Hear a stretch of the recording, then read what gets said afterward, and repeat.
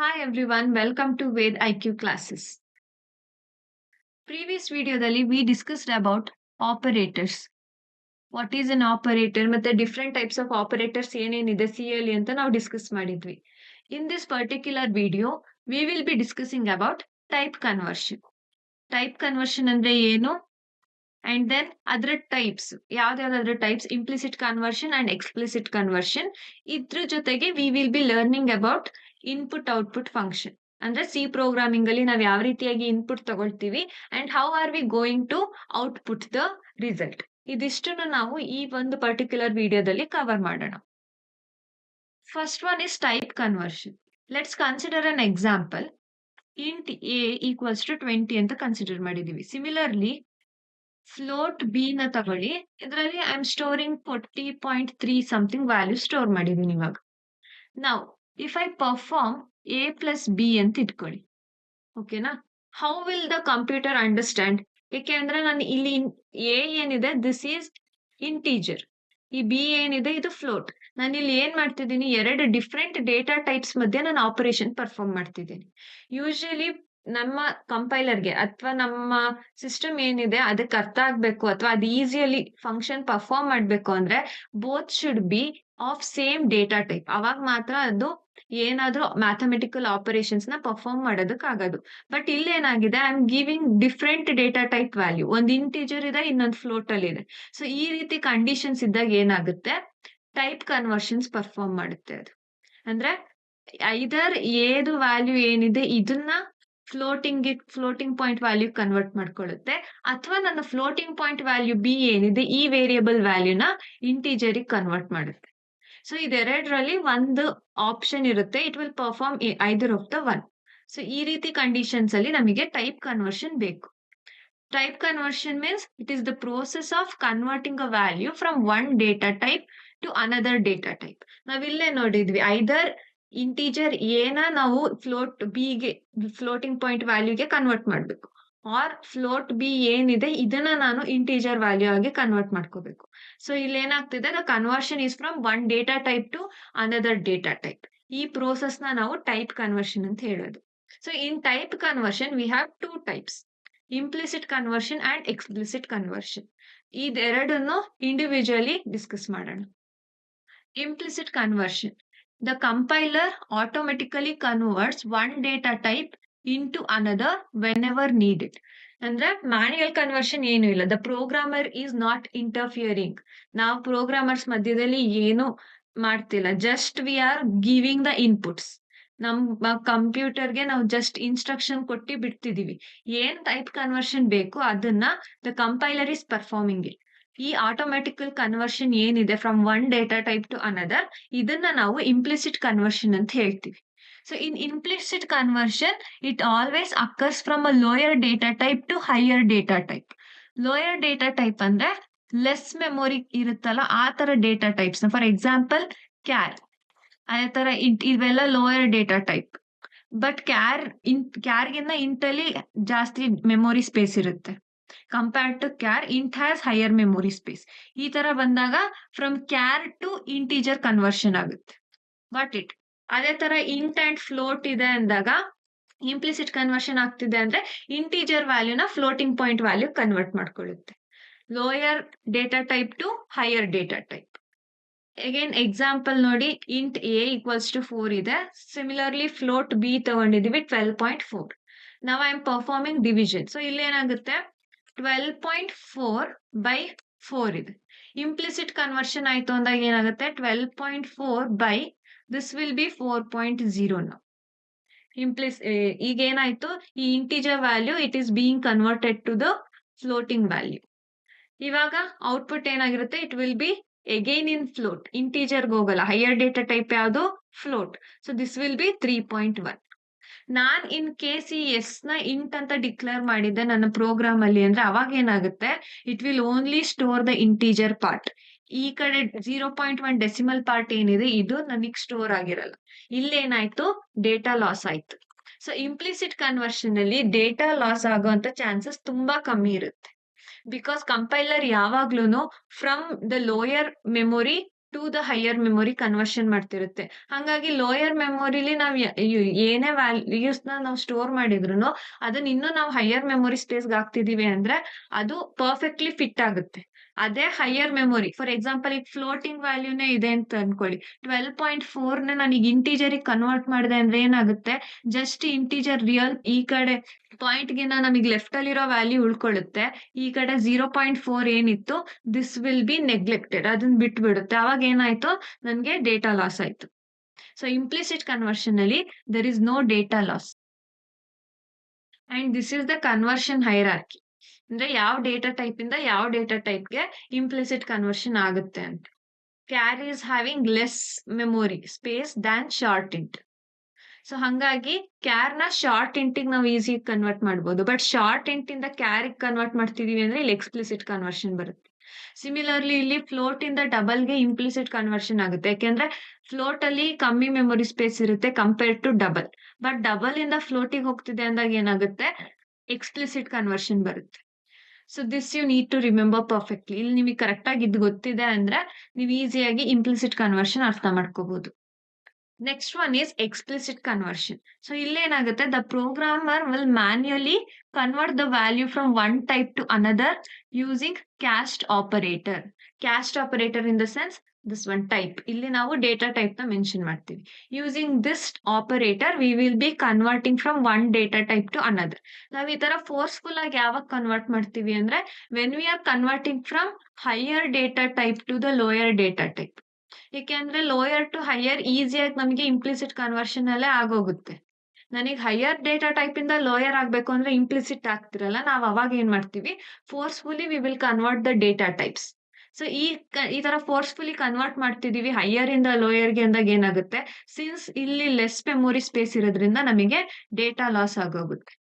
But we will ignore that when it is necessary ಇದೆ, ನಮಗೆ conversion ಬೇಕೇ ಬೇಕು ಅಂದಾಗ we can do that.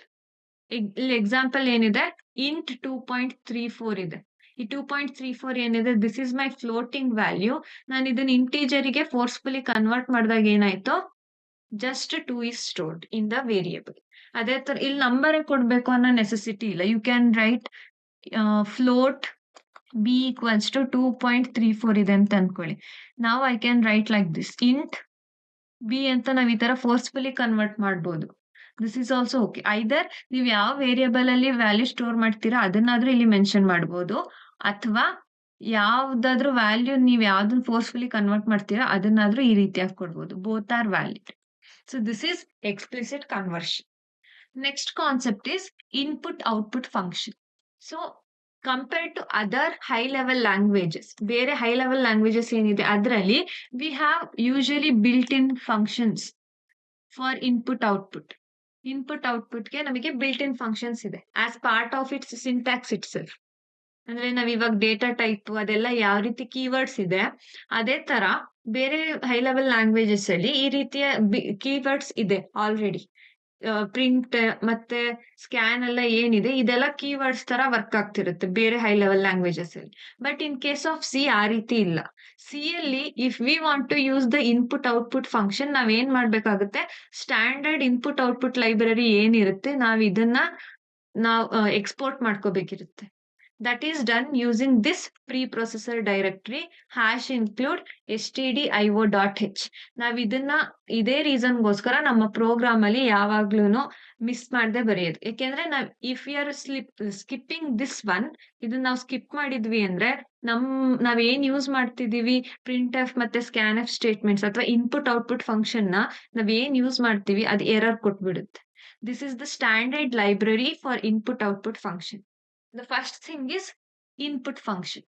Input function ಅಲ್ಲಿ we have get char. ಇದ್ರ ಜೊತೆಗೆ ಇನ್ನೊಂದಿದೆ that is scanf. Next discuss ಮಾಡೋಣ ಅದನ್ನ. The first one is get char. Get char is an unformatted input function. ಈ ಫಂಕ್ಷನ್ ಏನ್ ಮಾಡುತ್ತೆ, it will read only a single character from the keyword. ಅಂದ್ರೆ ನಾನು ಇವಾಗ ಇನ್ಪುಟ್ ನ hello world ಅಂತ ಕೊಡ್ತಿದ್ದೀನಿ ಅಂದ್ರೂ it will only read single character H. ಇನ್ ಮಿಕ್ಕಿದ ಇಷ್ಟೇನಿದೆ ಇಷ್ಟನ್ನು ಅದು ರೀಡ್ ಮಾಡಿರಲ್ಲ, ಜಸ್ಟ್ ಹೆಚ್ ಮಾತ್ರ ರೀಡ್ ಮಾಡುತ್ತೆ, ಅದನ್ನ ಸ್ಟೋರ್ ಮಾಡ್ಕೊಳ್ಳುತ್ತೆ. Similarly if I am giving 1 2 3 4 as input, just 1 ಮಾತ್ರ ಅದು ರೀಡ್ ಮಾಡುತ್ತೆ. ಈ 2, 3, 4 ಏನಿದೆ this will be lost. So single character ನ ರೀಡ್ ಮಾಡ್ಬೇಕು ನಾವು ಕೀಬೋರ್ಡ್ ಇಂದ ಅಂದಾಗ ವಿ ಕ್ಯಾನ್ ಈಸಿಲಿ ಯೂಸ್ ಗೆಟ್ ಕ್ಯಾರ್. ಸಿಂಟ್ಯಾಕ್ಸ್ ಬಂದು ವೇರಿಯಬಲ್ ನೇಮ್ ಈಕ್ವಲ್ಸ್ ಟು ಗೆಟ್ ಕ್ಯಾರ್. ಎಕ್ಸಾಂಪಲ್ ಬರೆಯೋದಾದ್ರೆ ಇಂಟ್ ಎ ಅಂತ ಡಿಕ್ಲೇರ್ ಮಾಡಿದ್ದೀನಿ. ಎ ಇಸ್ ಈಕ್ವಲ್ಸ್ ಟು ಗೆಟ್ ಕ್ಯಾರ್. ಸೊ ಇವಾಗ ಏನಾಗುತ್ತೆ, ಯೂಸರಿಗೆ ಡಿಸ್ಪ್ಲೇ ಆಗುತ್ತೆ ಟು ಗಿವ್ ದ ಇನ್ಪುಟ್. ಒಂದು ಬ್ಲಾಂಕ್ ಲೈನ್ ಡಿಸ್ಪ್ಲೇ ಆಗ್ತಿರುತ್ತೆ and if I give the input as 12, first character 1 ಮಾತ್ರ ರೀಡ್ ಆಗುತ್ತೆ, ಎ ಅಲ್ಲಿ 1 ಸ್ಟೋರ್ ಆಗಿರುತ್ತೆ. Similarly if I give a equals to get ಕೇರ್ಗೆ ನಾನು ಇನ್ಪುಟ್ ಇವಾಗ ಜಸ್ಟ್ 2 ಕೊಟ್ಟೆ ಅಂದ್ರೆ 2 ವಿಲ್ ಬಿ ಸ್ಟೋರ್ಡ್. ಸೊ ಇದು ಗೆಟ್ ಕ್ಯಾರ್. ಗೆಟ್ ಕ್ಯಾರ್ ಅಲ್ಲಿ ಏನಾಗುತ್ತೆ, just 1 single character will be read from the keyboard, ಅದಕ್ಕಿಂತ ಜಾಸ್ತಿ ತಗೊಳಲ್ಲ. Next input statement is scanf. So ಇದೇನ್ ಮಾಡುತ್ತೆ, it is used to take data from the user and store it in the variable during program execution. ಅಂದ್ರೆ program execute ಆಗುವಾಗ ನಮ್ಮ terminal ಅಲ್ಲಿ it will display and it will ask for the user to give input ಕೊಡೋದಕ್ಕೆ user ನ ಕೇಳುತ್ತೆ and we can give the input. ಗೆಟ್ ಕ್ಯಾರ್ ಗೆ ಕಂಪೇರ್ ಟು ಗೆಟ್ ಕ್ಯಾರ್, what is the difference is that scanf ಅಲ್ಲಿ we can store multiple values ನ ಅಟ್ ಎ ಟೈಮ್ ನಾವು ಇನ್ಪುಟ್ ತಗೋಬಹುದು. ಅದೇ ತರ ಸೀಕ್ವೆನ್ಸ್ ಆಫ್ ಕ್ಯಾರೆಕ್ಟರ್ಸ್ ನ ನಾವು ಕೊಡ್ಬೋದು. ಗೆಟ್ ಕ್ಯಾರ್ ಅಲ್ಲಿ ಒಂದೇ ಕ್ಯಾರೆಕ್ಟರ್ ನ ಅದು ಇನ್ಪುಟ್ ತಗೊಂತಿದ್ದು. ನಾನೀಗ 10 ಕ್ಯಾರೆಕ್ಟರ್ಸ್ ಕೊಟ್ಟಿದ್ದೀನಿ ಅಂದ್ರೂ ಫಸ್ಟ್ ಕ್ಯಾರೆಕ್ಟರ್ ಎ ಕೊಟ್ಟಿದ್ದೀನಿ ಅಂದ್ರೆ ಅದ್ ಮಾತ್ರ ಸ್ಟೋರ್ ಆಗಿರ್ತಿತ್ತು. ನೆಕ್ಸ್ಟ್ ಬಿ ಇಂದ ನೆಕ್ಸ್ಟ್ 9 ಕ್ಯಾರೆಕ್ಟರ್ಸ್ ಏನಿದೆ ಫ್ರಮ್ ಬಿ ಅದಷ್ಟು ಸ್ಟೋರ್ ಆಗ್ತಿರ್ಲಿಲ್ಲ. ಬಟ್ ಇಲ್ಲಿ ಸ್ಕ್ಯಾನ್ಎಫ್ ಅಲ್ಲಿ ನಾವು ಮಲ್ಟಿಪಲ್ ಸೀಕ್ವೆನ್ಸಿಯಲ್ ಕ್ಯಾರೆಕ್ಟರ್ಸ್ ನ ಕೂಡ ಈಸಿಯಾಗಿ ಸ್ಟೋರ್ ಮಾಡ್ಬೋದು. ಸಿಂಟ್ಯಾಕ್ಸ್ ಏನಿದೆ, ಸ್ಕ್ಯಾನ್ಎಫ್ ದ ಫಾರ್ಮೆಟ್ ಸ್ಪೆಸಿಫೈಯರ್, ಅದಾದ್ಮೇಲೆ ಅಡ್ರೆಸ್ ಲಿಸ್ಟ್. ಅಂದ್ರೆ address list in the sense variable name. Format specifier ಅಂದ್ರೆ ಏನ್ ಹೇಳಿ, ನನಗೆ ಇಂಟ್ ಅಂತ ಡಿಕ್ಲೇರ್ ಮಾಡಿದ್ದೀನಿ ಅಂದ್ರೆ %d ಕೊಡ್ಬೇಕು. ಅದೇ ತರ ಫ್ಲೋಟ್ ಅಂತ ಡಿಕ್ಲೇರ್ ಮಾಡಿದ್ರೆ format specifier will be %f. ಈ ರೀತಿ ಫಾರ್ಮೆಟ್ ಸ್ಪೆಸಿಫೈಯರ್ ಏನಿರುತ್ತೆ ಅದನ್ನ ಮೆನ್ಷನ್ ಮಾಡ್ಬೇಕು. ಅದ್ರ ಜೊತೆಗೆ ಈಗ ವೇರಿಯಬಲ್ ಎ ಇದೆ ಅಂದ್ರೆ ಇಲ್ಲಿ ಅಡ್ರೆಸ್ ಲಿಸ್ಟ್ ಗೆ %a. ಅದೇ ತರ ವೇರಿಯಬಲ್ ಇವಾಗ ನೇಮ್ ಇದೆ ಅಂದ್ರೆ %ನೇಮ್. ಈ ರೀತಿ ಅಡ್ರೆಸ್ ನ ಮೆನ್ಷನ್ ಮಾಡ್ಬೇಕು. So this is how we will take the input from scanf. Ampersand is the address operator which is used to read the value into the memory from the input device. ಇದನ್ನ memory operator ಅಂತ ನಾವು already previous ವಿಡಿಯೋದಲ್ಲಿ discuss ಮಾಡಿದ್ವಿ, address of operator.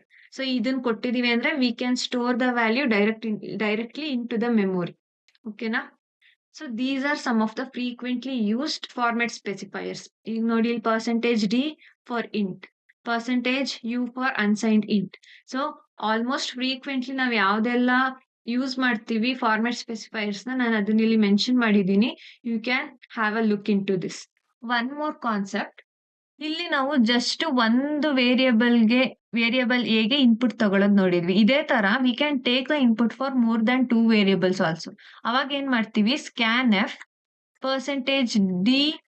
%d ಅದಾದ್ಮೇಲೆ ಏನ್ ಮಾಡ್ತೀನಿ, ಈ %d first ಏನಿದೆ, ಫಾರ್ ಎಕ್ಸಾಂಪಲ್ ಈಗ ಎ ಮತ್ತೆ ಬಿ ಇಂಟ್ ಅಂತ ಎರಡನ್ನ ಡಿಕ್ಲೇರ್ ಮಾಡಿದ್ದೀನಿ ಅಂದ್ರೆ ನಾನು ಎರಡಕ್ಕೂ ವೇರಿಯಬಲ್ಸ್ ಗೆ ವ್ಯಾಲ್ಯೂ ತಗೋತಿದ್ದೀನಿ ಅಂದ್ರೆ %a %b ಎರಡನ್ನು ಇಲ್ಲಿ ಮೆನ್ಷನ್ ಮಾಡಬಹುದು.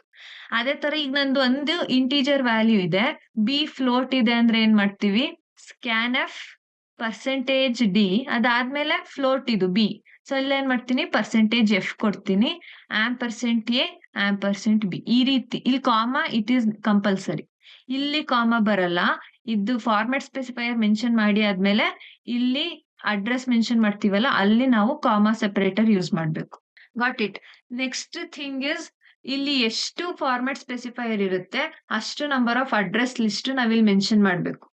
ಇಲ್ಲ ಅಂದ್ರೆ ತಪ್ಪಾಗುತ್ತೆ. ಅಂದ್ರೆ ಈಗ ನೋಡಿ, ಇಲ್ಲಿ ಸ್ಕ್ಯಾನ್ಎಫ್ %d ಮೆನ್ಷನ್ ಮಾಡಿದೆ, %f ಮೆನ್ಷನ್ ಮಾಡಿದ್ದೀನಿ, ಜಸ್ಟ್ %a ಬರ್ದೆ ಅಂದ್ರೆ ನಿಮಗಿದು ಎರರ್ ಕೊಡುತ್ತೆ.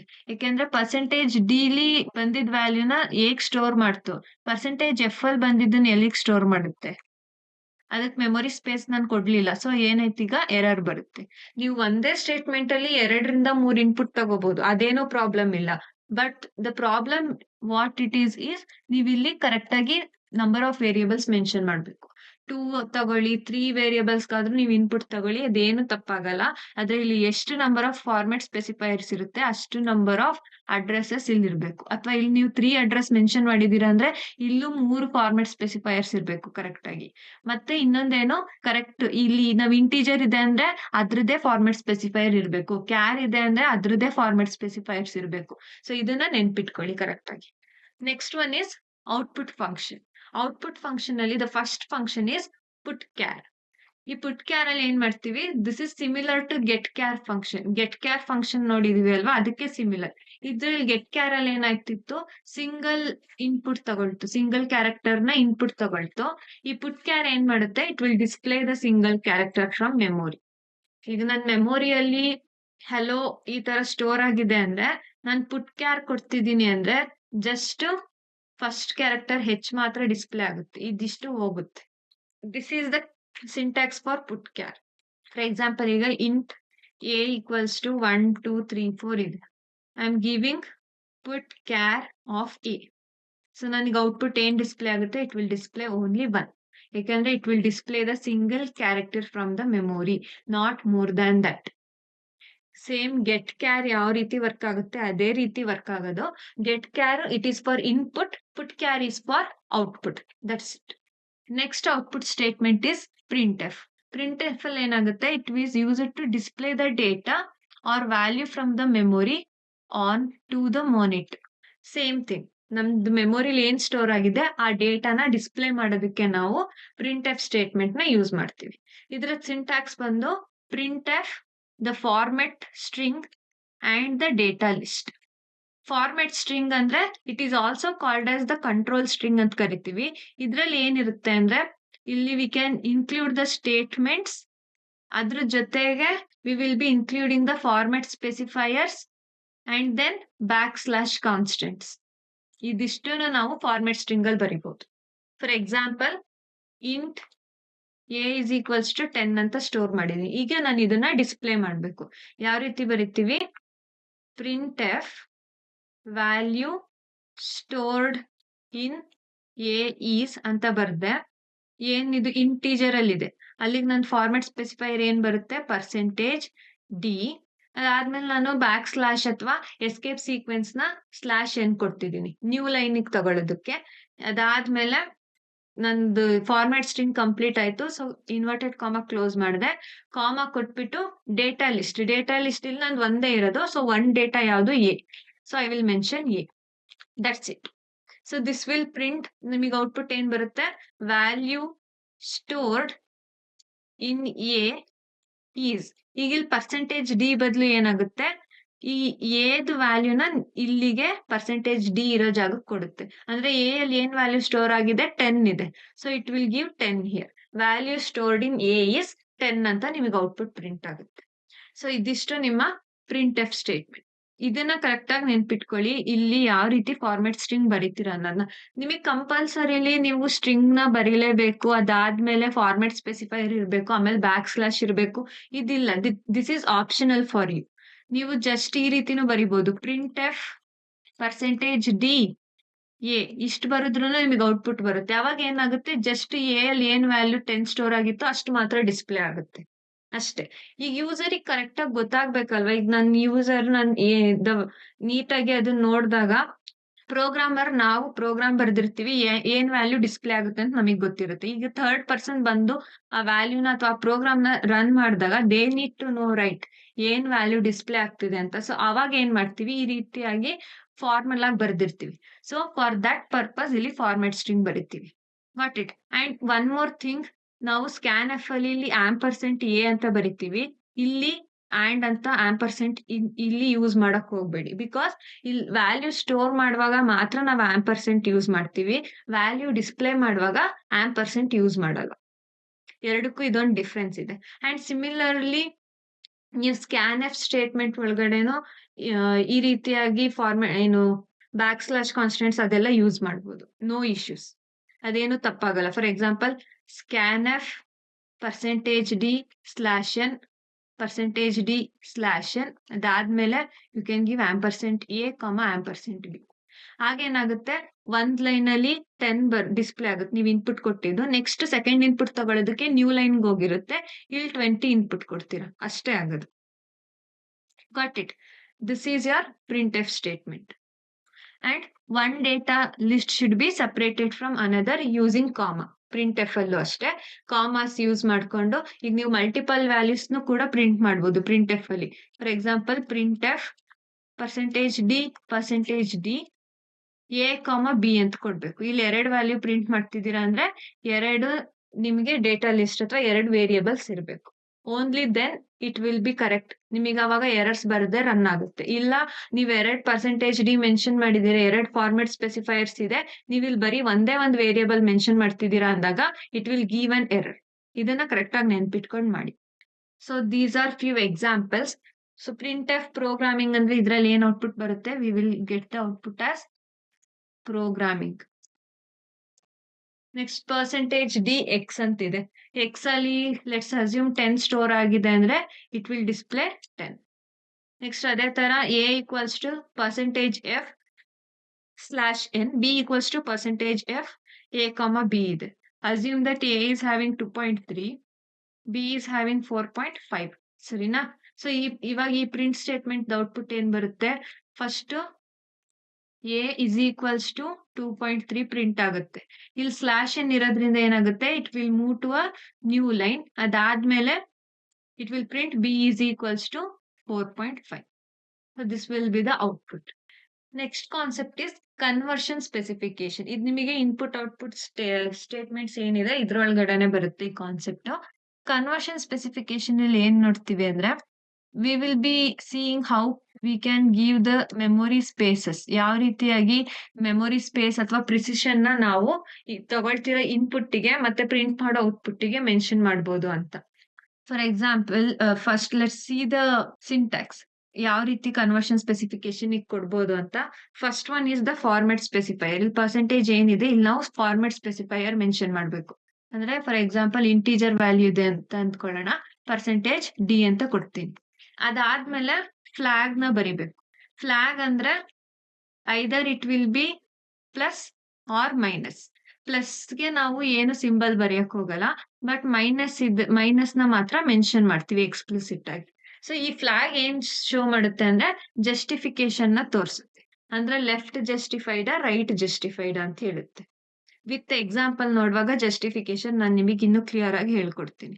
ನೆಕ್ಸ್ಟ್ ಮಿನಿಮಮ್ ವಿಡ್ತ್ ಅಂದ್ರೆ ಎಷ್ಟು ನಂಬರ್ ಆಫ್ ಕ್ಯಾರೆಕ್ಟರ್ಸ್ ಪ್ರಿಂಟ್ ಆಗ್ಬೇಕು ಅನ್ನೋದನ್ನ ಇಲ್ಲಿ ಹೇಳ್ತೀವಿ. ಪ್ರಿಸಿಷನ್ ಬಂದು ಪಾಯಿಂಟ್ ಆದ್ಮೇಲೆ ಎಷ್ಟು ನಂಬರ್ ಆಫ್ ಕ್ಯಾರೆಕ್ಟರ್ಸ್ ಬೇಕು ನನ್ಗೆ ಅನ್ನೋದನ್ನ ಪ್ರಿಸಿಷನ್ ಅಲ್ಲಿ ಹೇಳ್ತೀವಿ. ನೆಕ್ಸ್ಟ್ ಟೈಪ್ ಅಲ್ಲಿ V will B mentioning the data type. Okay, let's see the example. ನೋಡಿ ಇಲ್ಲಿ printf %-5d ಇದೆ. ಪರ್ಸೆಂಟೇಜ್ ಏನಾಯ್ತು, ಫಾರ್ಮೆಟ್ ಬಂತು. ಮೈನಸ್ ಅಂದ್ರೆ ಏನಂತ ಹೇಳಿದ್ದೆ, ಲೆಫ್ಟ್ ಜಸ್ಟಿಫೈಡ್. ಪ್ಲಸ್ ಇದ್ರೆ ರೈಟ್ ಜಸ್ಟಿಫೈಡ್. ಮೈನಸ್ ಇದೆ ಅಂದ್ರೆ ಲೆಫ್ಟ್ ಜಸ್ಟಿಫೈಡ್. ಅದಾದ್ಮೇಲೆ 5 ಇದೆ and then d in the sense ನಮ್ದು ಇಂಟಿಜರ್ ವ್ಯಾಲ್ಯೂ ಅಂತ ಅರ್ಥ. ಇದಿಷ್ಟು ಇನ್ವರ್ಟೆಡ್ ಕಾಮದಲ್ಲೇ ಬರಿಬೇಕು. ಸೊ ಇವಾಗ ಐ ಅಲ್ಲಿ 209 ಅಂತ ಸ್ಟೋರ್ ಮಾಡಿದೀವಿ ಅಂತ ಅನ್ಕೊಳ್ಳಿ. ಈಗ ಯಾವ ರೀತಿ ಪ್ರಿಂಟ್ ಆಗುತ್ತೆ, 5 ಇರೋದ್ರಿಂದ the memory space will be like this. 5 columns ಇರುತ್ತೆ. ನೆಕ್ಸ್ಟ್ ಮೈನಸ್ ಇದೆ ಅಂದ್ರೆ ಲೆಫ್ಟ್ ಜಸ್ಟಿಫೈಡ್, ಅಂದ್ರೆ ನಂಬರ್ ಲೆಫ್ಟ್ ಇಂದ ಸ್ಟೋರ್ ಆಗಿರುತ್ತೆ ಅಥವಾ ಲೆಫ್ಟ್ ಇಂದ ಪ್ರಿಂಟ್ ಆಗುತ್ತೆ. ಸ್ಟೋರ್ ಆಗಿದ್ರೆ ಪ್ರಿಂಟ್ ಸ್ಟೇಟ್ಮೆಂಟ್ ಅಲ್ಲಿ ಇದೆ. ಸೊ ಈ ಲೆಫ್ಟ್ ಸೈಡ್ ಇಂದ ತಗೊಳುತ್ತೆ. ನಾನು ಸ್ಕ್ಯಾನ್ ಎಫ್ ಒಳಗಡೆ ಈ ರೀತಿ ಸ್ಕ್ಯಾನ್ ಎಫ್ %-5d %i ಅಂತ ಕೊಟ್ಬಿಟ್ಟು 209 ನ ಸ್ಟೋರ್ ಮಾಡಿದ್ದೀನಿ ಅಂದ್ರೆ ಅದು ಲೆಫ್ಟ್ ಇಂದ ಸ್ಟೋರ್ ಆಗಿರುತ್ತೆ, ಲೆಫ್ಟ್ ಜಸ್ಟಿಫೈಡ್ ಅಂತ ಅರ್ಥ. ಈಗ ಏನಾಗುತ್ತೆ 209 ಈ ರೀತಿ ಪ್ರಿಂಟ್ ಆಗುತ್ತೆ. ಸಿಮಿಲರ್ಲಿ ಈಗ ಇಲ್ಲಿ a ಈಕ್ವಲ್ಸ್ ಟು 12.354 ಇದು ವ್ಯಾಲ್ಯೂ ಸ್ಟೋರ್ ಆಗಿದೆ. Come to this print statement. %.3f ಇದೆ. ಅಬ್ಸರ್ವ್ ಮಾಡ್ತಿದ್ದೀರಾ, .3f ಅಂದ್ರೆ ಇಲ್ಲಿ ಪಾಯಿಂಟ್ ಬಂತು ಅಂದ್ರೆ it is showing that after the point precision ಹೇಳ್ತಿದೀವಿ ನಾವಿಲ್ಲಿ. ದಟ್ ಈಸ್ ಸಿ ಇಷ್ಟು ಇದೆ. ಇಲ್ಲಿ ಪ್ಲಸ್ ಇದೆ ಅಂದ್ರೆ ರೈಟ್ ಜಸ್ಟಿಫೈಡ್. ವ್ಯಾಲ್ಯೂ ಫಿಲ್ ಆಗೋದು ರೈಟ್ ಸೈಡ್ ಇಂದ ಇರುತ್ತೆ. ಏನ ಪ್ರಿಸಿಷನ್ 3 ಇದೆ ಅಂದ್ರೆ ನನಗೆ ಪಾಯಿಂಟ್ ಆದ್ಮೇಲೆ 3 ಡಿಜಿಟ್ಸ್ ಇರ್ಬೇಕು ಅಂತ. ಸೊ 5, 4, 3 ಪಾಯಿಂಟ್ ಇಲ್ಲಿಗೆ ಬಂತು. ನೆಕ್ಸ್ಟ್ 2, 1 ಈ ತರ ಸ್ಟೋರ್ ಆಗುತ್ತೆ. ಇಲ್ಲಿ ದಿಸ್ ವಿಲ್ ಬಿ ಎಂಪ್ಟಿ. ಒಂದು ಎಂಪ್ಟಿ ಸ್ಪೇಸ್ ಇರುತ್ತೆ. ಸಿ ಫ್ಲೋಟ್ ವ್ಯಾಲ್ಯೂಸ್ ಅಲ್ಲಿ 6 ಡಿಜಿಟ್ ಪ್ರಿಸಿಷನ್ ಇರುತ್ತೆ ಅಂತ ಹೇಳಿದ್ದೆ, ನೆನಪಿದೆ ಅಲ್ವಾ? So this will be one empty block. ಅದೇ ತರ ಇಲ್ಲಿ ಪರ್ಸೆಂಟೇಜ್ 5D ಇದೆ. 5D ಅಂದ್ರೆ ಏನರ್ಥ? We are storing the value from right side ಅಂತ. ರೈಟ್ ಜಸ್ಟಿಫೈಡ್ ಇದೆ ಪ್ಲಸ್ 5D. ಸೊ ಇವಾಗ ಏನಾಗುತ್ತೆ, ನನ್ನ ವ್ಯಾಲ್ಯೂಸ್ ಲೆಫ್ಟ್ ಇಂದ ಸ್ಟೋರ್ ಆಗ್ತಾ ಬರುತ್ತೆ, ಸಾರಿ ರೈಟ್ ಇಂದ ಸ್ಟೋರ್ ಆಗ್ತಾ ಬರುತ್ತೆ. ಐ ವ್ಯಾಲ್ಯೂ ಸ್ಟೋರ್ ಆಗಿರೋದು 209 ಇದೆ. ಸೊ ರೈಟ್ ಇಂದ ಸ್ಟೋರ್ ಮಾಡ್ತಿದೀವಿ ಅಂದ್ರೆ 902 ಈ ರೀತಿ ಸ್ಟೋರ್ ಆಗುತ್ತೆ from the right side. Minus ಬಂತು ಅಂದ್ರೆ ಲೆಫ್ಟ್ ಜಸ್ಟಿಫೈಡ್, ಈ ಕಡೆಯಿಂದ ವ್ಯಾಲ್ಯೂ ಸ್ಟೋರ್ ಆಗುತ್ತೆ. ರೈಟ್ ಜಸ್ಟಿಫಿಕೇಶನ್ ಬಂತು, ಪ್ಲಸ್ ಬಂತು ಅಂದ್ರೆ ಈ ಕಡೆಯಿಂದ ವ್ಯಾಲ್ಯೂ ಸ್ಟೋರ್ ಆಗುತ್ತೆ. ಅಂಡ್ ಡಾಟ್ ಇದೆ ಈ ರೀತಿಯಾಗಿ ಅಂದ್ರೆ ವಿ ಆರ್ ಮೆನ್ಷನಿಂಗ್ ಪಾಯಿಂಟ್ ಆದ್ಮೇಲೆ ಎಷ್ಟು ಪ್ರಿಸಿಷನ್ ಬೇಕು ಅಂತ ಮೆನ್ಷನ್ ಮಾಡಿರ್ತೀವಿ. So this completes the concept. Thank you for watching. ಈ ವಿಡಿಯೋ ನಿಮ್ಗೆ ಇಷ್ಟ ಆಗಿದ್ರೆ please like it and do subscribe to our channel. Thank you.